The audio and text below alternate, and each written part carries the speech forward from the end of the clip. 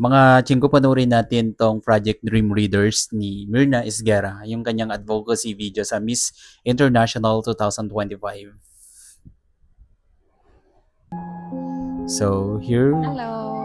we go. Ate Myrna. Posilindo, Pila na edad mo?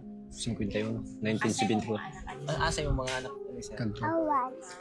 Okay. Kaya sa kilain mong anak, sir? Labo. 7 namatay ang isa. Pito yan. May grade 9 ako, may grade 7. Isa namatay. Anong namatay mang isa, sir? Pneumonia to.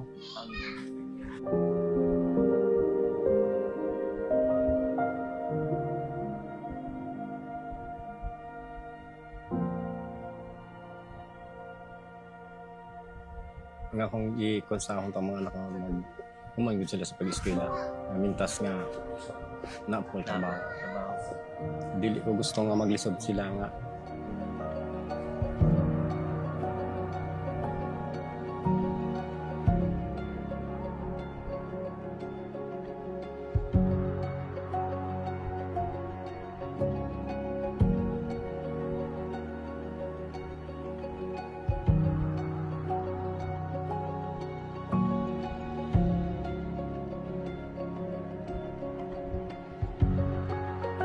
Sweet naman.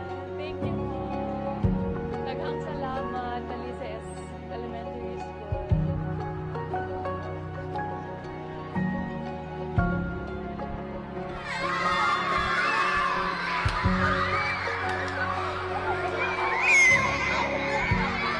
Kasi meron akong dala sa inyo na Tagalog and English books.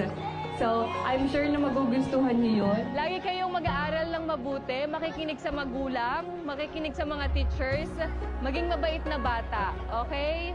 Lagi nating tulungan yung mga kailangan ng tulong natin. Huwag tayong mamimili kung sino yung mga kaibigan natin. Lahat dapat friends. Okay, amiga lahat.